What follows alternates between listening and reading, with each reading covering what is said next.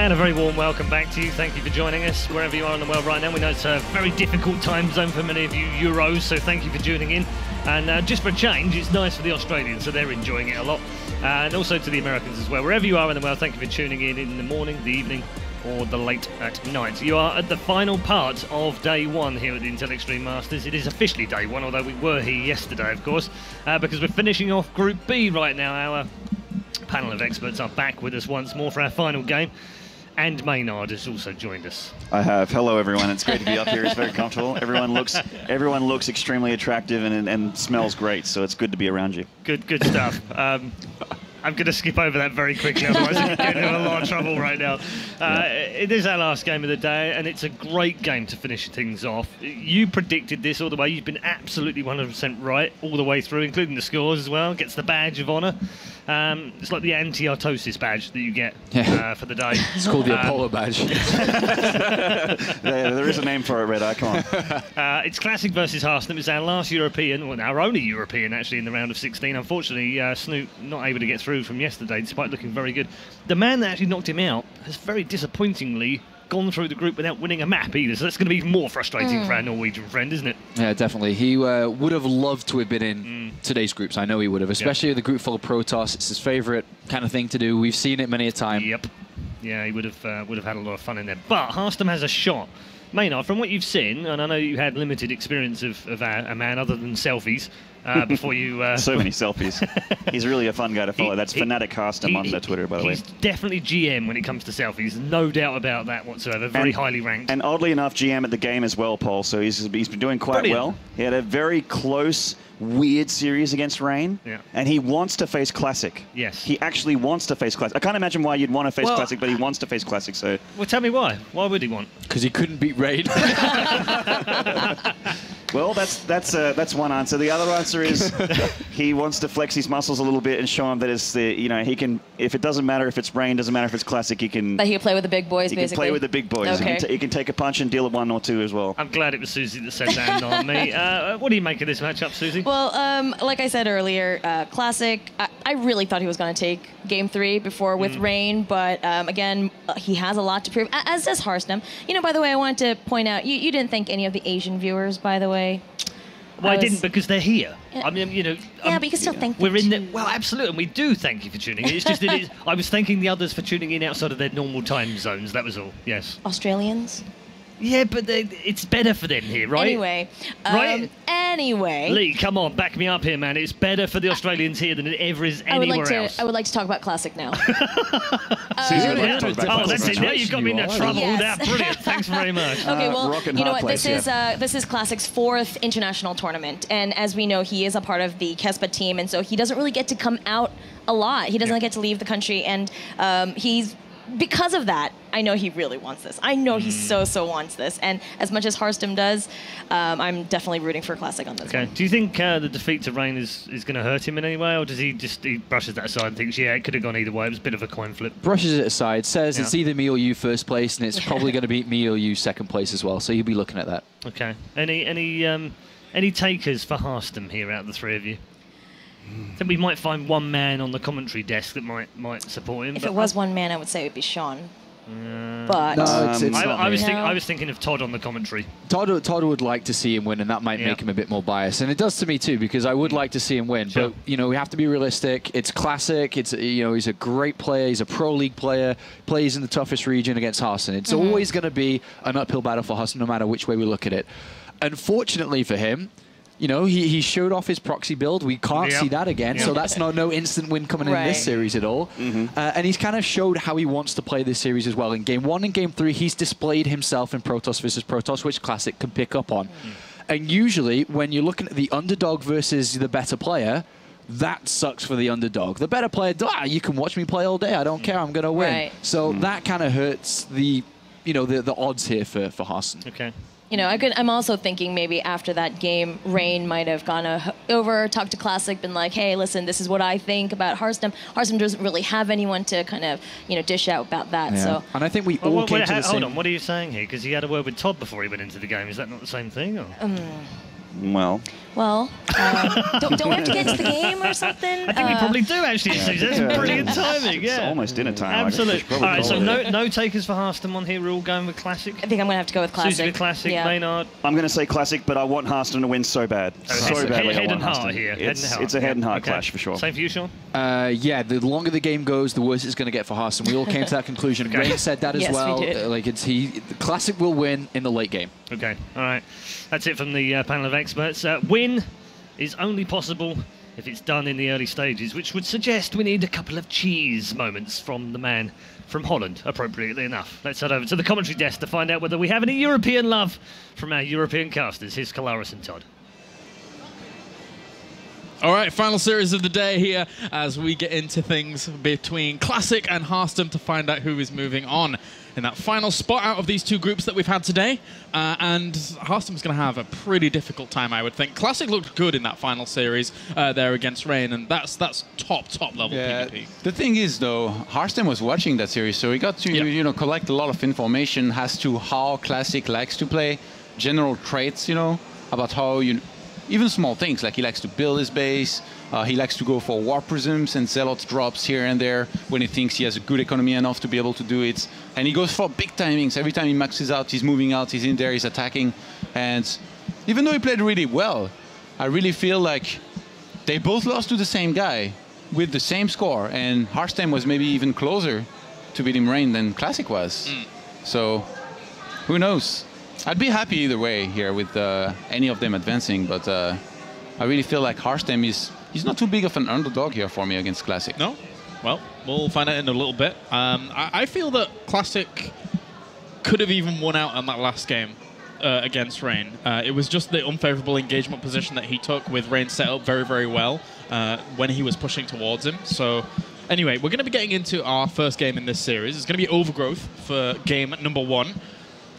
Which is where it all started during Classic versus Rain as well. Remember those DTs? Or I guess that DT trying to go into the main that was blocked. So one thing to keep in mind here, the way Classic opened that game was 3 gates Blink, I think, then a Nexus, then a very late Robo. I guess Harstem's approach going to this match definitely should be very different to the one he had up against Rain, because up against Rain, not counting the proxy, of course, he was playing very risky against somebody who likes to play very aggressive. Now he's against somebody who likes to play very aggressive, who has a few proxies up his sleeve. Yeah. So gonna have to keep all of that in mind and play accordingly, I think, here for Harstem. That's gonna be very important. Yeah, I think so too. And I think it might be a bit of a difficult change-up for Harstem, considering how much he probably prepared for Rain. We saw that build come out on Secret Spring, which even if Secret Spring is here, Classic's probably going to check for and be well aware of the kind of things that can come along in that. So anyway, we're loading up into Overgrowth for game number 1 of this best of 3 series. Again, one of these players will advance on to join Rain, Hero, and Hyun in the round of 8, as we've already had those 3 advancing on. So without further ado, let's jump into game number 1 here between Harstem and Classic to find out who is moving on. Harstem, no doubt, singing One Direction there in his booth. So, spawning to bottom left, it is Classic, representing SK Telecom.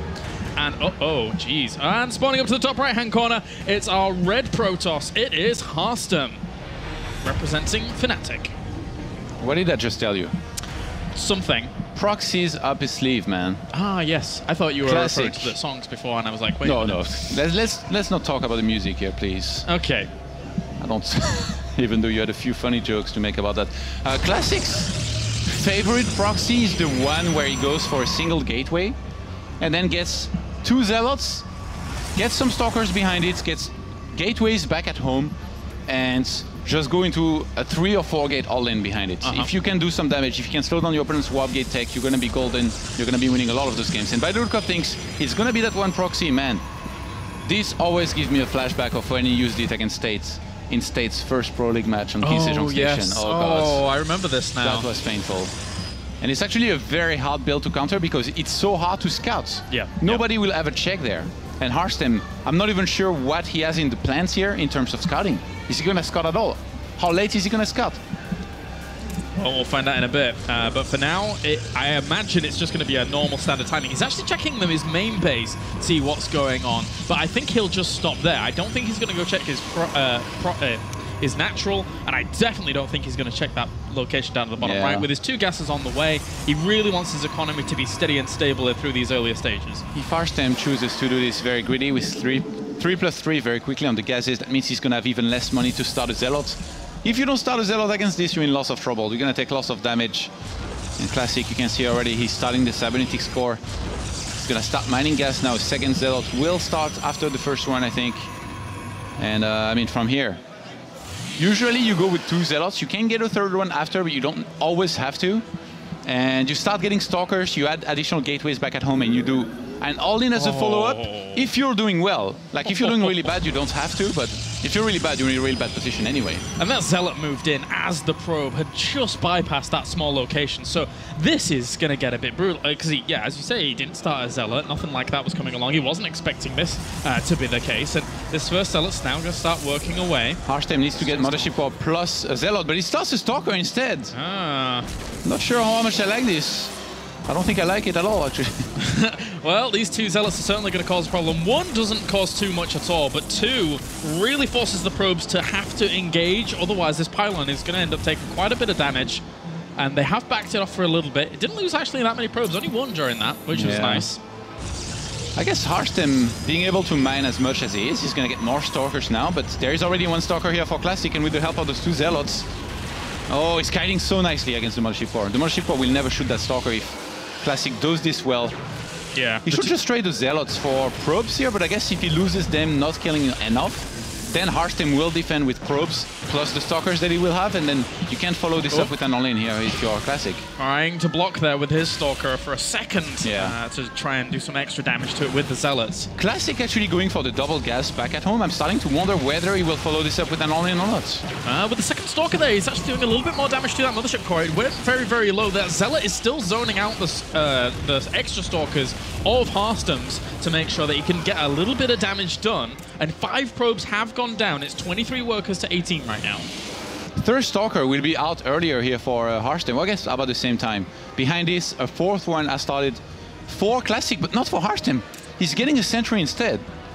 I think Legend pointed out something very, very important there, which is how far Warp Gate is ahead for Classic compared to Harstem. This is what usually happens with this build too. Yeah, because you're just forced to spend all your gas elsewhere with the Stalker, with the Mothership Core on the way as quickly as you need them to be, and then from that point on, you are delayed. So this is going to get a little bit sketchy. He already has the forward pylon to be able to warp in units because it's powering the gateway, so constant pressure here from Classic so far. Harstem lets 2 or 3 of the Stalkers go up the ramp and force fields. Okay, he's just gonna let 1. And behind this, he doesn't have warp gates or a Sentry coming out anytime soon. So Classic, I'm pretty sure he's gonna warp in 3 Stalkers here. Oh no, he goes for a lockdown. He warps 2 Sentries. And goes for the Nexus behind this very, very quickly. So how does the Twilight Council here stack up against what we're seeing so far from Classic? Whatever he chooses to go with it, which is going to be the Blink here, should finish pretty late. And if you look at Classic, I mean, he's already getting a Robo, so there is very little chance this will be successful ever here out of Harstem, unless maybe, you know, he made the 4th gateway now. And only made Stalkers and then all in on that natural of Classic, but even that's, you know, as long as there is Immortals, it's always going to be hard. I really like the pylon he's getting, by the way. Up the ramp, he can warp in down there, send Zealots across the map, see when that second Nexus finishes, which, I mean, right now he knows that there's going to be a second Nexus no matter what. And Mothership Core spotted what exactly was going on, and behind this, an extra gateway has gone down. I told you, 4 gateways. This is one of the only ways he can come back in a game like this, knowing that his opponent's already expanding. Well, the Stalker has to be a little bit careful. But overall, I really like the way Classic plays out this build, because it's pressure non-stop from the very beginning, and it never really lets up. So Harstem's been kind of thrown a loop during all of this, and it has to sit in his base for so long. Classic not knowing whether it's DTs or Blink here. He's going for an Observer. That's going to be pretty bad for his Immortal production, which he's going to need against the Blink Stalker all-in he's going to face momentarily here. He's also going to lose that 1 Sentry that he has in front of Harstem's base, so this is going to hit hard and Classic right now. He was making probes up until now, which, I mean, you don't need more probes than you have. He has 32 against 24. The thing is, he might also even lose that gateway that he has, or have it unpowered. are on the map before this attack hits, in which case he will be on 2 gateways plus a robo facility against 4-gate Blinkstalker. All right, well, these Blinkstalkers are going to go down there, and unfortunately for them, there's only a sentry to catch, so it's a little bit, but... yeah, at least he empowers 1 gateway. Wait, he only has 2 gateways at home. Yeah, so 2 gates plus 1 robo against 4-gate Blinkstalker here. Well, that's going to be a bit ugly. That's going to be quite ugly. Unless the Immortals are able to really hold their own during this, he's not going to have too much to buffer for them. And Harstem can technically warp in a few more rounds of Stalkers here and get out quite a lead. I mean, he's already at 15-7, and that's quite a lot already.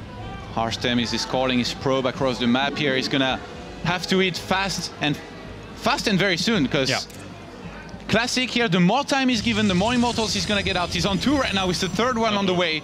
And I really don't feel like there is a critical mass out of Harstem here that he's going to be able to win that fight comfortably. Oh, those 2 Immortals are really catching this army very, very hard. There's some force fields to try and catch some of these units, but in the end, doesn't really do a whole lot. Small blink forwards to attempt to snipe at that Stalker, but it didn't even get that. Double photon of a charge is ready, by the way. This is going to be so hard for Harstem to make this work here, but he does have a few Zealots to tank at the front. Blink forwards, that was a bit bold, really, to be able to do much. A 3rd Immortal is actually going to be able to already squeak out here. It is being zoned out quite nicely by some of the force fields, but that blink forwards was so ambitious there for Harstem. Yeah, it was important to go for it too, though, because double photon of a charge, there is no way he would have been able to Blinkstalker holding for long enough to win this. So he's getting sentries. If he gets some Zealots and trap those Immortals here, this might be an overextension by Classic. One of them pushed forwards really nicely by one of the force fields. If he can get that one last Immortal at the back, he might be able to break through. 2nd Immortal enters the fray, though, to help out with these Stalkers. He's warping his Zealots now. Classic might have overextended. He the really photon needs of a some charge extra. is going to end soon. Yeah. And Harstem, if he warps in only Stalkers from here, he might be able to close out this game. Why did he go out of the photon overcharge range overall? That's going to hurt thinking so much. straight.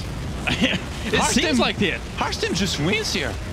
There is no way for Classic to win. There's too many Stalkers alive. He's going to keep on warping his Stalkers. Classic has no blink. He has a single Immortal. 5 Stalkers and Immortal. It's going to be up to the probes to actually buffer against this. Classic knows that he just has to hold on against this army, and then he should be able to be walk on, basically.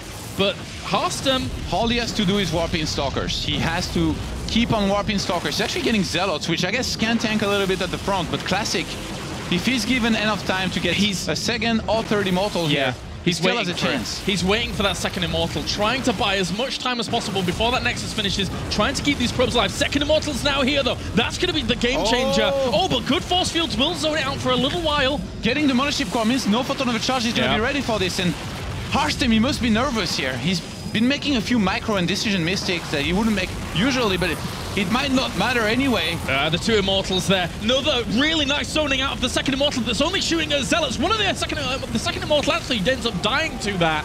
And with that, he might be able to press on, but he's lost a lot of his army, and the Immortal still is alive behind this. And another Immortal's just about to pop. Yeah, Harstem needs to go and boost his gateways. He needs to get more units quicker than his opponent Classic here.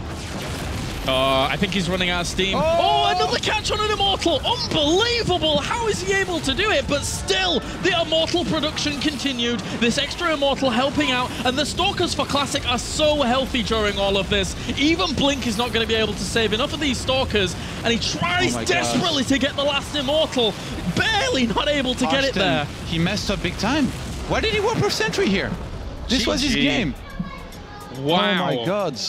What a game one. Really, really fast and back and forth there in that first game. And that could have gone a completely different way. But let's commend Harstem for his use of force fields, pushing Immortals into places they didn't necessarily want to be. He was able to isolate them very, very well, considering the toolkit he had available to him. He had a few very good ones, but overall reinforcing with sentries and Zealots is almost always wrong here. Like, if he was only making Stalkers and bringing them back, he would have completely snowballed into a total victory here.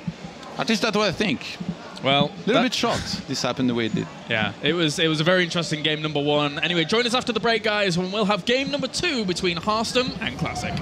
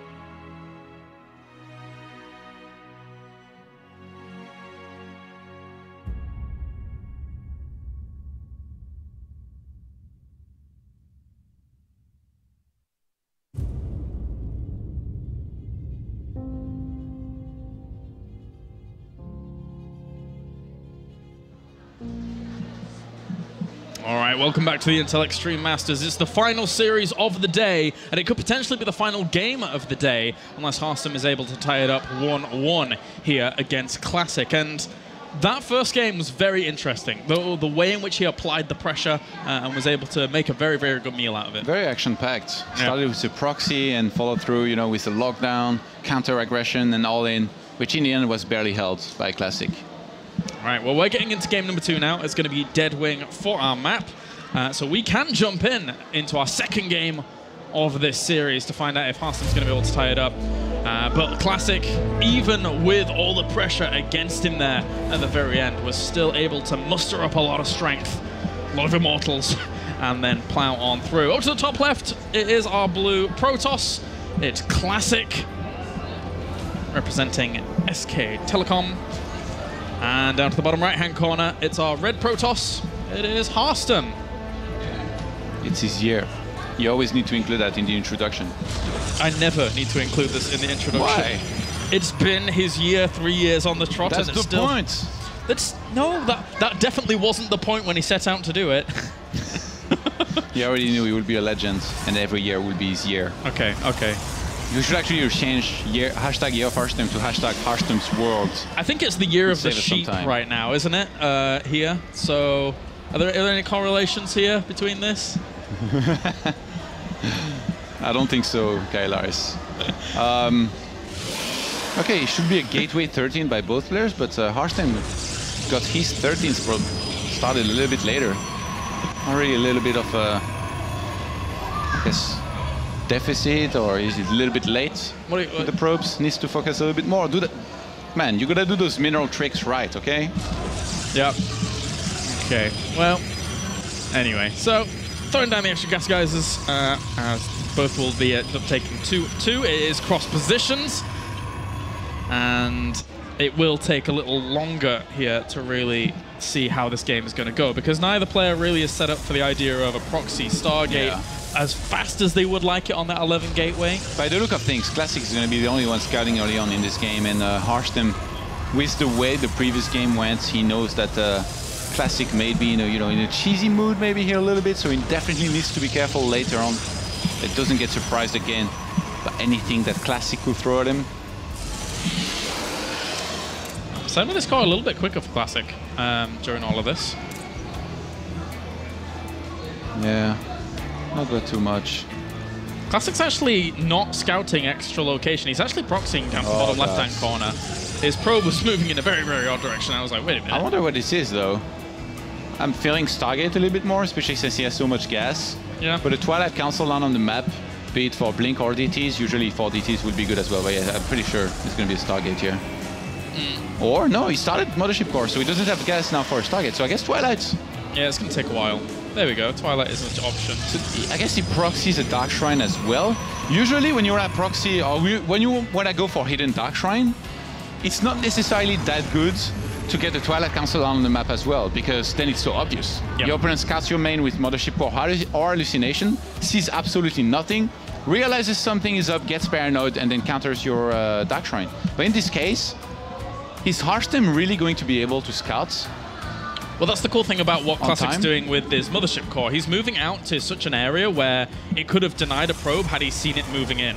But he hasn't so far, and as such, he would have denied any kind of scout. Yeah. So, but by the look of things, Harstem does not want to send his Mothership Core across the map, so he's going to rely entirely on the Stargate unit here for him to be able to scout what's up. But I don't know. I feel like for Classic, by the way, it might be a DT expands, because he's only on 2 gateways, no Robo just yet as well. So being on 16 mineral probes here, I wouldn't be surprised if he starts the Nexus very soon. He's already proxying his pylon. Yeah, and the Nexus is going to go down here for Harstem. I'm really afraid that this Oracle is across the map when the DT is walking. Yeah, exactly. It's going to time. It's going to time out really, really difficultly here for Harstem, unless he goes for a second Oracle. But that remains to be seen. Harstem might be caught with his pants down here. At least if he sees that pylon, though, close to his base, this is a massive tell. A 6-minute pylons, more often than not, means DTs. If he has the Oracle back at home, then I like Harstem's position better, because he defends, he has the Robo behind this, and he has the much earlier Nexus. Oh, he hasn't seen the pylon. He Well, did not see that. yeah, didn't see it with the Oracle that flew in that direction over towards his opponent's base. He hasn't walled off the ramp with his units. Those DTs, they're going to get up there surely. This is going to cause a lot of problems. A lot of problems. I mean, he's going to deny a lot of mining time. I don't think there's potential of really being able to shut down a ton of buildings. How well are these pylons? Sentry's being whopped in. Oh, it's going to be too late. Oh. The Robo's about to finish, but I mean, the Oracle has to fly back home. This could prevent some mining time. If he got that pylon, it would underpower both of those buildings. He should actually go for the probes here. Because it doesn't matter if he snipes the Robo. There is an Oracle anyway coming back to defend, which he should know about. So going for the Robo, that means he's not going to get any probes, or not that many. Well, nice force field to lock them out there. And also, a great block by Harstem up to the north. Definitely easier. Yeah. Let's go detection. Gonna get the DTs here. Only one probe, I think, died. I think so. That was a really nice defense considering the position that he was in. Getting a Void Ray behind this, though, that's a little bit weird. Maybe he's scared about some kind of Blink Stalker all-in follow-up, but he did see the Nexus. No, he didn't see the Nexus with his probe across the map. Okay, now he's gonna see it. Okay. Oh, he cancels the Void Ray immediately and starts another Oracle. I love the way Harstem's playing this. At least he was able, with the Dark Templars, to draw the Oracle back, which denied any probes dying on his side of the map, but still, I mean, what do we have? We have 27 workers against 29. That Nexus was up way quicker for Harstem. And the Robo facility is now on the way once again. Classic is going for the Forge, so he wants to get those upgrades going as quickly as he can, which is always a nice little lead that you can gain in PvP if you're really, really proactive about it. I think if Harstem somehow realized that there is a Twilight Council and Dark Shrine on the map and killed them, he would be so far ahead in this game. But I mean, he's just a few walkers ahead right now. I think he might find it on that left-hand side with what's scouting down to the bottom left. He might be looking for it, or he might just be looking to go around. I think he was looking for it, but it was just off. He didn't. The thing is, he didn't scout the main of Classic. Harstem, he hasn't seen much this game, so he doesn't know whether there is a Twilight in the main. So it's not a massive tell of whether or not there might be something proxied on the map. Oh, he left. Yeah, he left with both of his oracles and didn't have any detection left over, so I had to come back with another one of them. With 2 oracles on the map, I can't believe that Classic somehow the game sense to try and send a DT in, and this guy actually got in and got a few kills. Well, there's an oracle lurking on the edge of this base now. As at least Harstem also had his Forge on the way and started +1 relatively Blink is finished. Closely. Blink is finished there for Classic, so that's never going to do anything here. That Oracle should definitely just look to send that home. Maybe use Revelation on the entire main base and get out. Very, very close in terms of workers as well. Just a few kills here for Classic with those Dark Templars. The Oracle is still lurking up to the north between these two bases. No kills just yet. I wonder what both players here are going to go into, having opened, you know, Classic with the Blink, and Harstem having gone for the Stargates.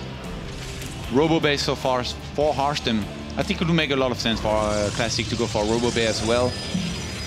And then usually on this map, often not, you know, you just go for a third base and then go into a longer game. It's very rarely will you see like a 2 base. It has very low chance of success against the very good players that will see it coming. Well, at least Classic did send a Hallucinate Phoenix forwards to see the tech choice of his opponent, which does give him technically options. He could quite easily go for the Robo Bay himself, or he could go full craziness and just start throwing down Stargates and Fleet Beacon. But it's going to be the Robo Bay as the option. And Harstem is already adding on the Twilight Council. He's going to line up very well with +1 finishes from the Forge. So he's going to start +2 very, very quickly behind this. Actually, both players might be. They finish +1 at about the same time. So very equal game still. It's just that Harstem is a little bit ahead in supply right now. Even though the Walker count is dead even. A little bit more army supply here for Harstem, which is always nice. That means he's going to have a little bit more initiative to maybe move out, scare Classic, making... basically making stop pro production. What's happening here? It's never seen an Oracle snipe a Dark Shrine, but somehow there might be a first worldwide experience here. I think does it run out of energy before it dies? It should, I think it does. But then energy is going to recharge Kailaris, and he's going to finish the second Oracle's coming to do the job. I guess it's so funny because it's actually the right move. Yeah, he has no harassing capability with his Oracle, so he's like, you know what? I'm just gonna kill you a Dark Shrine. And then when the Dark Shrine is dead, what can't you make? Dark Templar, so then I can send some Zealots and finish this.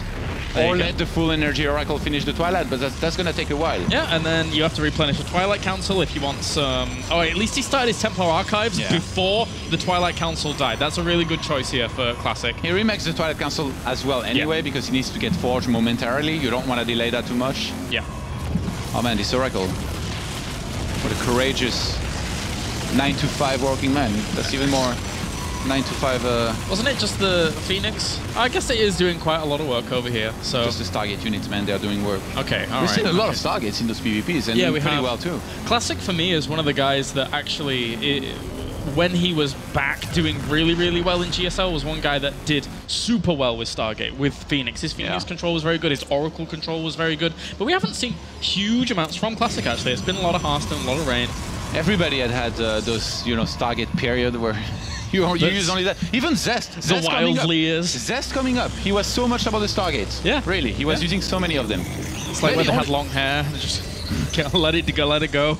That's what the Stargate hit period is. CJ Hero might be the only one who's never really had, like, you know, a Stargate period where he played it a lot. He's always been about those Blink Stalkers, man. He's a rebel. Yeah. Well, on the other side of things, Harstem is just grabbing himself that +2 weapons, catching up here with Classic just a little bit. Classic's thinking about starting at the 4th base, by the way. Why is there a pylon in the middle of the map here for Harstem?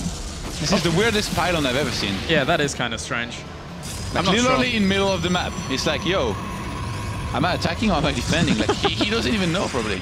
Second robo. Oh, Classic made second robo and then cancelled it. Okay. What did he see to cancel it? I don't know. Nothing, I think. Oh. Well. He just changed his mind out of nowhere. Oh, Stargate. And then probably Fleet Beacon following up after.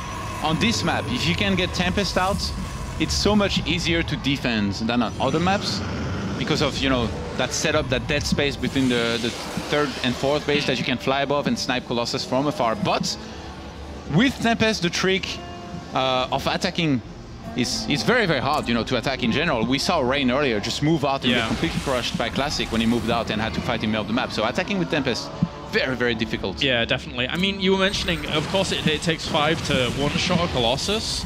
But I almost feel as if you just need more because you're going to probably lose 1 or 2 initially in an engagement, and then you're... That's a very pessimistic way to look at it. Well, unless you've got a really good high ground spot where your opponent can't get to from the low ground. That's what you should aim for no matter what. Yeah, but where are you going to do that in the middle of this map? It's quite difficult. Yeah, so you don't attack. Okay, then. Okay, don't attack. Ever. That's the truth, though. I remember so many games where I was quite far ahead. I had so many Tempests against a lot of Colossus. I thought I would win. I moved out and I lost just because you can't hang-edge 8 on the middle of the map. Yeah, I get What's you. so funny? No, it's just a funny notion, but I get you. It makes a lot of sense. As for now, that Fleet Beacon's about to finish up with another Stargate, actually. Classic is going to raise Harstem's pylon in the middle of the map with his own pylon in the middle of the map. Why the hell not? Why is... All right. They can see you when they're moving out. Great. I don't know. Whatever. Warp prisms past warp prisms. 2 passing ships in the night. Thanks, Tasteless. Well. And +3 weapons is about to finish for both of them. At the same time, too. Yeah. And with the Fleet Beacon being added on here for Harstem, it's all going to be about mixing in End of Tempest. Are they going to clash in the middle of the map? What's happening? I hope so. They're both moving out. They are both playing Defend the Pylon. They are. They don't want their pylon to die in the middle of the map. And both harassing each other with the Warp Prism. This is an absolute mirror. Yeah, there's the Warp Prism harassment here, Warp Prism harassment in the natural expansion of Classic as well. And but Harstem has already lost some workers, and the hold is going down for Classic. Harstem has the much earlier 4th base saturated, and this is actually not going to play in his favor because probes are going to start dying left and right against these Colossi. That's also a pessimistic way to look at it, but yeah, you're right. It's very, very difficult. It's a realistic way to look at it. It was using probes. I mean, okay. And he's actually getting his Nexus worked on in the main base as well, which is not really brilliant for him. He doesn't really have too many reinforcements to deal with this at all. That being said, this Nexus has pretty much done what it needs to. Yeah. 14 workers have gone down. Plus the Nexus, that's a lot. And Harstem lost his pylon in the middle of the map. So Classic, all of a sudden, he's on 64 probes against 51. I feel like at this point, the best thing that Harstem can do is max out and attack, because his maxed out army is going to be much stronger than Classic's. But somehow Classic, even though he's revealed, he's moving out right now. He's feeling brave. Right, he's going to have 6 Tempests in a minute as well. So he's going to have those buffer Tempests. finally gets killed, and that's a very important oracle. You need that one to reveal your opponent's army when you move in for the Tempest to do damage. Harstem, rather than completely skip on that Nexus being remade in the main, since there is not many minerals there, he remakes it, and that means he's most likely gonna be playing it pretty passive, which I think may be a mistake. Jeez, Classic going for another Stargate, so he can really start ramping up even more production, even though he's got two, one exactly over Harstem. You said you like Phoenix versus Phoenix. How do you like Tempest versus Tempest? It's okay. Actually, it's Just really okay? slow. It's really, really slow. It's beautiful, though. This actually, in general, has been quite a slow PvP compared to the other ones that we've had all day long. Neither player really wants to give ground, especially Harstem, considering that he is really up against it here. He almost lost that Nexus. Actually, the Tempest and the army could just fly forwards and probably pick that off and then run back. You know what Classic has done beautifully in this game? He suicided his Zealots and did damage with them and got rid of them. Whereas Harstem, he has 18 Zealots in his dead ball right now. That's way too much. They're not going to do anything. They're going to get in there, they're going to get tanked by the Archons and die from the Colossus. He can pick off the space. It's very, very low, and he can just continue to harass it as well. The Revelation on this army, though, does allow him to be able to shoot back at it. Oh, he needs to waste his Zealots, man. They're not doing anything for him. He cannot engage even. Like, he looks at Classic's army right now, and Harstem's thinking, I cannot engage.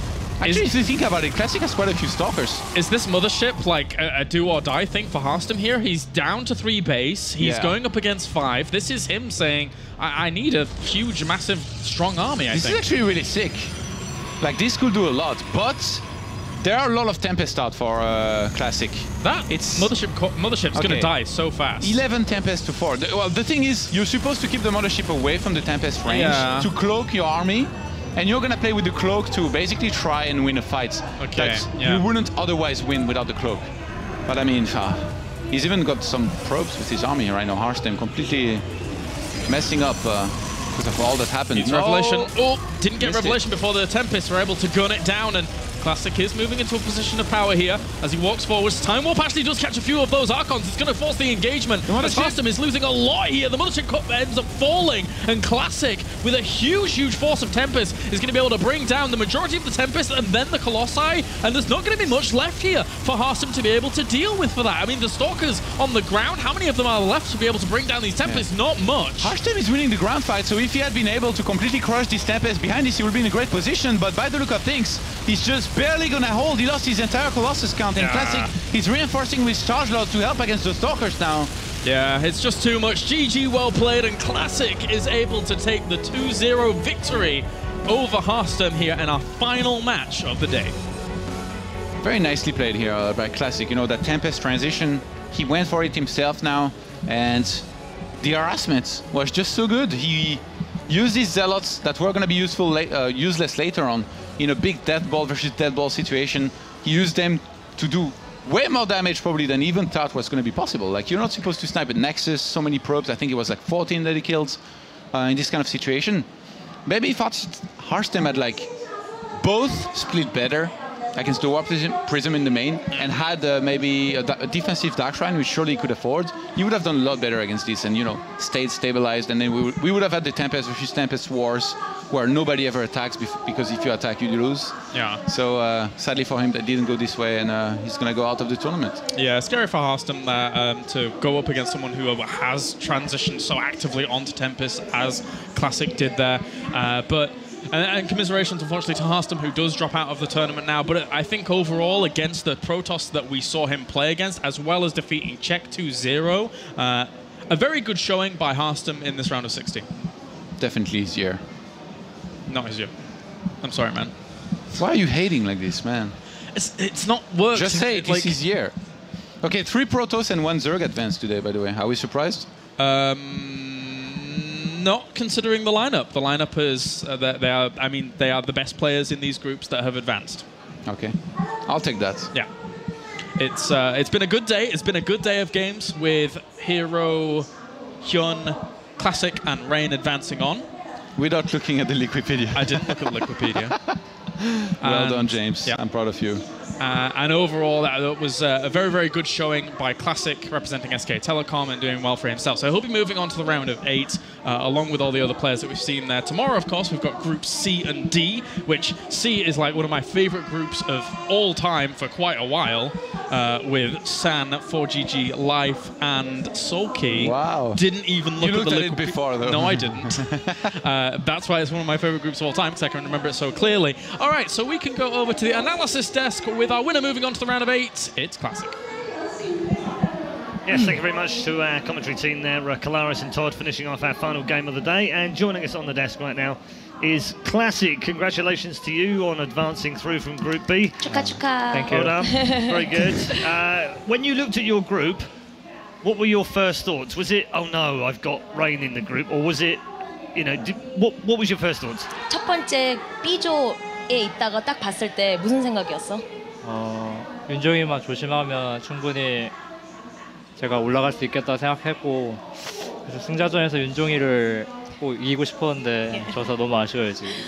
He said as soon as he saw it, he said as long as I do well against Rain, we should be able to make it up there.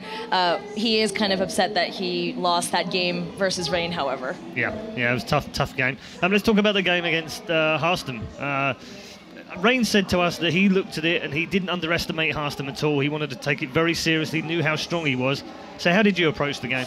아까 저희 윤정이랑 얘기했을 때는 하스템 선수가 그래도 유럽에는 되게 잘하는 선수라고 뭐 무시 못하겠다라고 얘기를 했었거든. 근데 너는 이제 오늘 하스템이랑 붙었을 때 무슨 생각으로 들어갔어? 사실 제가 그 외국 선수분 좀 정보가 없어서 좀 쉽게 보고 왔는데 아까 윤종이랑 하는 거 보고 정말 잘한다고 생각했어요. 아까 윤종이도 정말 힘들게 이겼는데 그래서 그거 보면서 되게 잘한다고 생각했고 최종전 좀 쉽지 않을 거라고 생각했어요. He said, he really didn't have much information on Harstem, so when he first got here, he was like, it's probably going to be pretty easy. Then he watched him play against Rain and said, whoa, this guy is a lot harder than I thought. And so after that game, he kind of had to, kind of collect himself and get ready for this game. Just one question. Harstem versus Rain was a lot closer than Classic versus Harstem. Right. So feeling a little bit, okay, this guy's actually pretty good while entering the game, but while playing it, did he start to feel, okay, this is actually just going to be a 2-0? 근데 아까 저희 윤정이랑 게임하는 거 보면은 되게 어렵게 윤정이가 이긴 것 같았는데 이번에는 좀 쉽게 2대0으로 이겼잖아. 네. 딱 게임 시작했을 때 게임 중에는 이 선수 그래도 만만하구나라는 생각 들었어? 생각보다는 그냥 윤종이랑 게임을 하고 나서 굉장히 좀 제 개인적으로 아쉽게 진 것 같아서 정말 집중을 잘하자라는 생각으로 정말 집중을 잘 해서 좀 게임이 잘 풀린 것 같아요. He says actually it's not that he was underestimating or anything like that, but during the game, because he had lost to Rain just before, his mindset was, no, I need to win this, and he just really wanted to concentrate. But I'm just going to go back to that question to make sure he answered it. 그러나 게임 중에는 하다가 No freebies here. 좀 쉽다 뭐 이렇게 생각한 적은 없어? 2세트 때는 좀 쉽게 가겠다 생각했는데 사실 1세트도 초반에 전진 게이트 성공하고 뭐 쉽게 무난히 이기겠다라고 생각했는데 1세트 때 좀 상대 컨트롤이 너무 좋아서 질 뻔했잖아요. 그래서 2세트 때는 유례 좀 그런 생각 약간 들긴 했지만 그래도 집중해서 이기자라는 생각으로 했어요. All right, he's giving me very Korean answers, but basically he's saying even game one, he was like, Harstem's control was very good, and there was even a point where he felt like he may lose. In game two, he felt like, this is kind of easy, but even then, he still needed to regain his control and concentrate on the game to make sure he won it. Yeah, I wanted to just ask you a little bit about game one with the timing. Sean and I were sat here. I came back over. I had a break. Came over. And I look up and I think, wow, is Harstem winning? And Sean says, yeah, Harstem's got this. And then all of a sudden, you pop 2 Immortals, and the whole game changes. Were you worried at all at any point in that last part of the first map? 딱 그 1경기 때 임모탈 나왔을 때 좀 걱정된 부분 있었어? 어떤 거요? On the first map. 첫 경기 때 이제 딱 하스템이 이길 것 같다 했을 때 무슨 생각으로 그거를 넘어가게 됐어? 그게 제가 너무 초반에 유리했기 때문에 이 경기 지면 정말 2, 3경기 남았지만 끝이다라는 생각으로 정말 이건 무조건 이겨야 된다는 생각으로 그렇게 어떻게든 막아서 이기자라는 생각으로 했어요. No, basically it was just like he felt like he overextended himself a little bit in the early game, and then when that happened, he thought, I know there's a game 2 and 3, but I don't care. Like I need to win this, and it just kind of clicked. He went ahead and concentrated and made sure he won that game. Okay. Right, last one then. So through to the quarterfinals, and I ask all of the quarterfinal guys this. Who do you want to play? Who don't you want to play? Okay. Who's dangerous? Do you want to play Hero again, for instance? Same as BlizzCon? 이제 8강 됐으니까 누구를 피하고 싶고 누구랑 제일 많이 붙고 싶고. 딱히 상대는 없는데 뭐 윤종이랑 다시 해도 재밌을 것 같고. He thinks it'd be fun if he played against Rain again. 뭐 피하고 싶은 선수는 딱히 없고 그냥 우승하고 싶어요. There's really no one he wants to avoid, but he just wants to win. Nice. He really wants to win. I like that. Lots of confidence. That's very good. All right. Well, congratulations. Thank you, Ray. Thank you to Classic and also to Rain going through that group as well. Sean, just very quickly, let's just wrap up the day because we're finished with Groups A and B now. We've got 4 of our round of 8 players. We look forward to tomorrow, Groups C and D. But let's just talk about Groups A and B. They pretty much run out exactly how, I mean, actually, 100% how you predicted them, including the scores. Yeah. There is definitely A and B compared to C and D were meant to play out very simply. There was clearly 2 better players in each group that were meant to advance. Group C and D, though, on the other hand, is a lot more tricky and a lot more interesting because you can argue that this isn't going to be a close set of groups. Yeah, absolutely. I mean, just a little preview for tomorrow. Some terrific players in there, but a real mix of backgrounds where they've played, how successful they've been. It's a whole range. We've got Maru coming in for the first time. Very excited, obviously, to see him at IEM. It's fantastic to have him here. Parting's in there as well. Parting Maru would be an amazing game, pretty sure. We've got 2 guys who are, considered to be probably their best micro players in their race against each other. I don't even know what that looks like. That's going to be incredible if we get that. But likewise, we've got 4G Jews just come off the back of a first ever Premier title with 5 years worth of asking, so he's really pumped up, he's ready to go. And then terrific players throughout both groups. How do you predict them? It's going to be really tough, isn't it? I have to think a little bit about it overnight to make sure I do Sulky's it in there, properly. True's in there. Right. People that qualified through the qualifiers as well. There's 2 players who are definitely making out to those groups, and that is Life and that is Morrow. Okay. Depending on where they go second and first place, I'll think about it overnight, but those are the 2 players that stand out 100% for me. Yeah, absolutely. All right, you know what? I'm going to go ahead and ask him what he thinks about Group C and D. C조랑 D조에 누가 붙을 것 같아? 너의 생각에는? 어떤 거요? C조랑 D조에서 누가 8강까지 올라갈 것 같아? He doesn't care. D조에서는 D조가 워낙 잘해서 근데 요새 성주랑 이삭이가 잘하기 때문에. Okay, he thinks it's going to be Maru Parting from Group D. Okay. And then C조는? 조를 자세히. C조는 San, 4GG, Life, and who's Sulky. the last? Sulky's in there, yeah. Soulkey and Life. Okay. Sulky and Life. Well, he's a professional, so... Absolutely. I'm going with Classic. I think I'm going to have to go with him, too. I'm going with Classic. It's a good note to finish on as well. Thank you very much to Classic, to Susie, and to Apollo, and also, of course, to our commentary team today, Maynard, Todd, and Kalaris. That is it from our first day of the group stages here at the Intel Extreme Masters in Taipei. We bid you a good farewell and a good evening or a good morning or a good afternoon, wherever it is in your particular time zone. We'll be back at 11 o'clock tomorrow, local time, for Group C and D. You won't want to miss them. We'll see you then.